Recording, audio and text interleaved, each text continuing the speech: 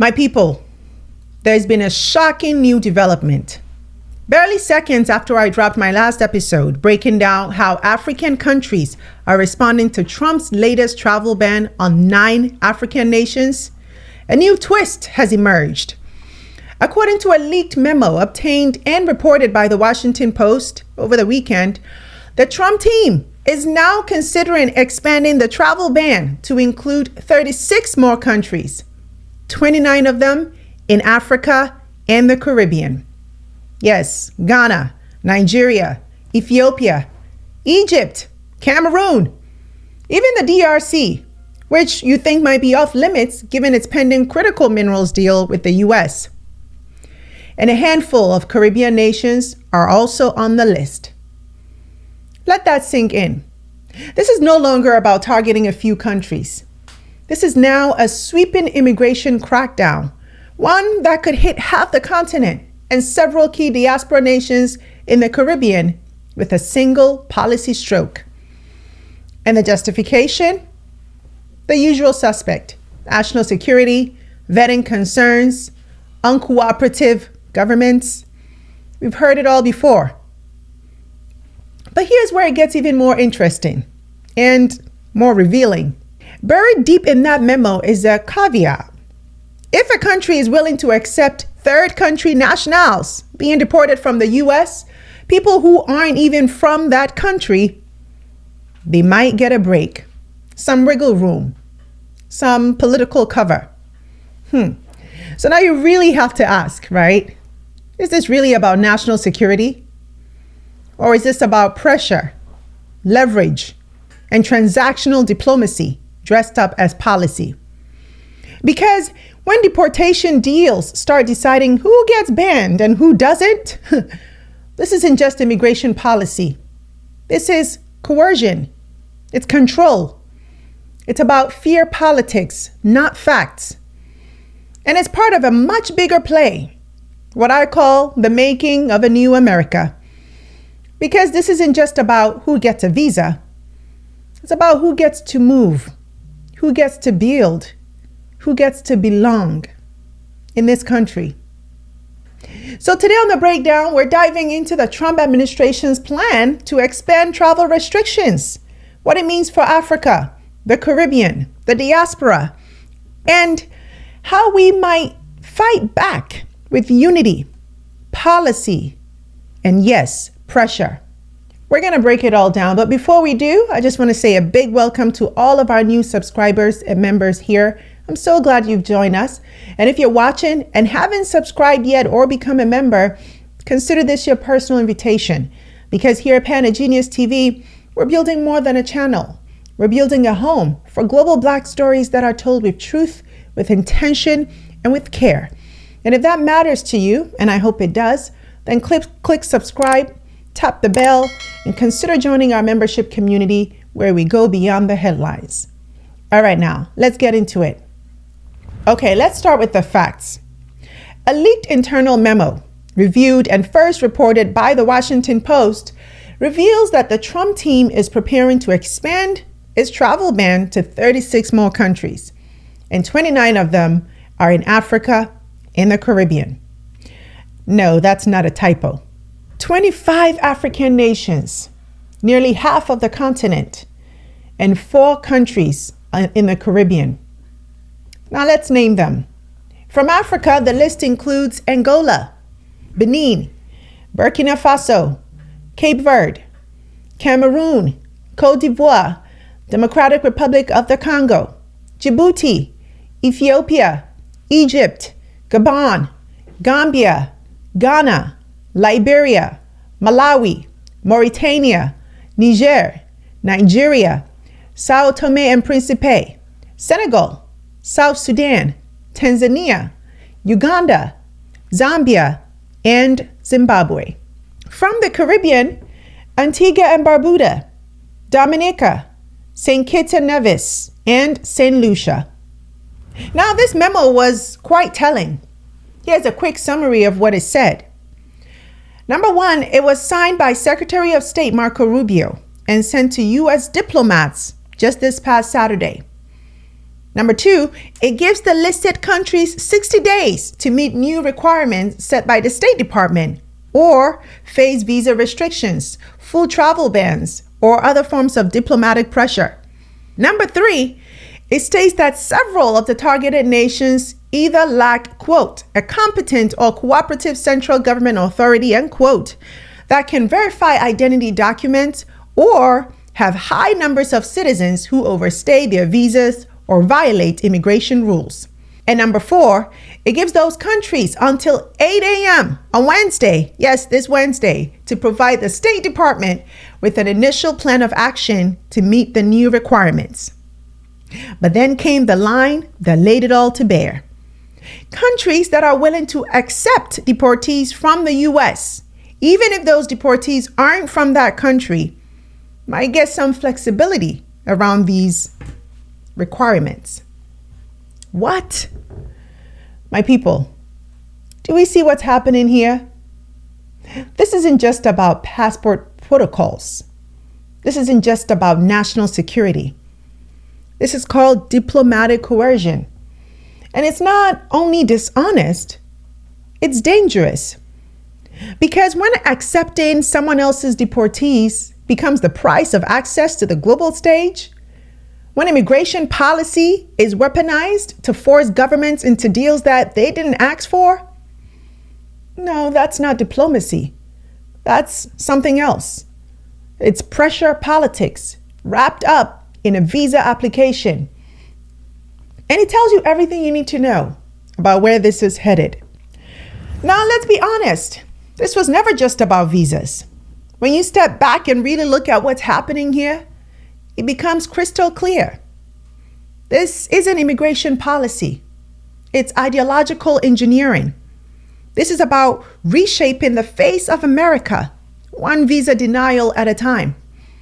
Because when you target 29 countries in Africa and the Caribbean, regions overwhelmingly made up of Black and brown people, you're sending a very specific message. A message that says, you're not welcome. You're not valuable. You don't belong here. And this message isn't new. We saw the early signs in 2017 with the Muslim ban. Back then, it started with a handful of countries, but slowly, quietly, it grew. And what began as extreme vetting turned into extreme exclusion, normalized by media fatigue and political distraction. This new plan is just a louder, wider version of the same playbook. This isn't about protecting borders. It's about stoking fear, fueling a base, and building a new version of America by subtraction. This is what I mean when I say the making of a new America. It's not just about who gets in. It's about who gets erased from the future of the country. Because let's be clear, the people who will be most affected by this potential ban are not threats. They are students, entrepreneurs, nurses, innovators, and cultural ambassadors. They are people building lives, families, businesses, and legacies. People who, if allowed, would strengthen the very fabric of the nation that's now closing its doors. And yet here we are, watching policy be used as a tool to exclude, to isolate, and to control. Not just to manage immigration flows, but to reshape the nation's identity into something smaller, wider, more insular. But here's what they didn't count on, my people. They didn't count on how connected we've become, on how global this generation of Africans and Caribbeans are, on how loud, organized, and unapologetic the diaspora has grown. They didn't count on the fact that this time we see the play coming and we're ready to call it what it is and stand united together. So now that we know what we're dealing with here, the question becomes, what do we do about it? Because let's be honest, this isn't the first time Africa and the Caribbean have been treated as expendable in Western immigration policy. But if we've learned anything from history, is this: if you don't respond with strength, you will be sidelined with silence.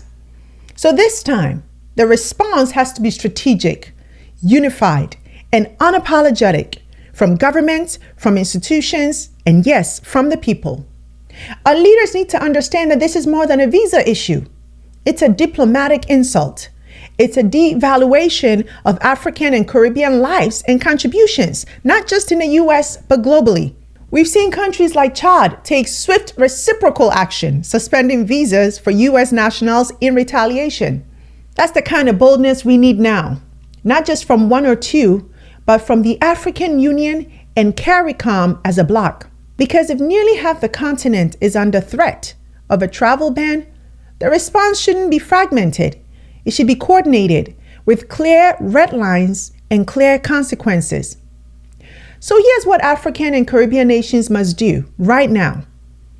First, there needs to be a unified statement of condemnation from the African Union, from CARICOM, from every regional bloc and head of state. This can't be business as usual. No, not when half the continent and key diaspora nations are being blacklisted under the guise of national security.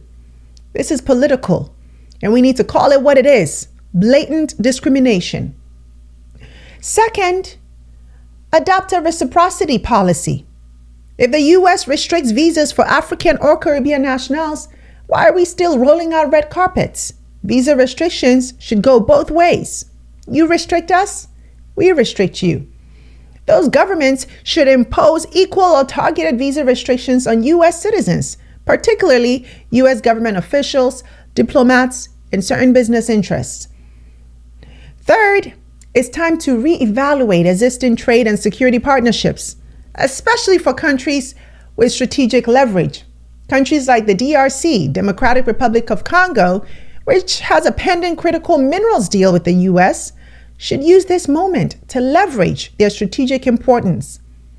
Trade, minerals, and military cooperation should be reassessed if diplomatic relations are undermined by travel discrimination. If you want our minerals, our cooperation, then treat our people with dignity. It's simple.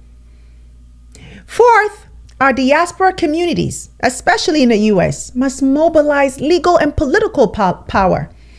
African and Caribbean immigrants aren't just bystanders, shouldn't just be bystanders in this. We're lawyers, lawmakers, organizers, and voters. Governments back home must support and empower their citizens abroad to take this to the courts, to Congress, and to the media. Because we fight differently when we fight together. Fifth, let's involve African American civil rights organizations like the NAACP and the Congressional Black Caucus in the fight. This is about Black people globally. It's an opportunity to turn this fight into a Pan-African, Pan-Diaspora movement that links arms across oceans. Because this is not just a policy issue. This is a test of Black solidarity. And finally, this is a wake-up call to Africa and the Caribbean to stop relying on the West as the gateway to success. Africa and the Caribbean must invest in regional mobility, intra-African trade, and South-South partnerships. It's time to open our doors wider to ourselves.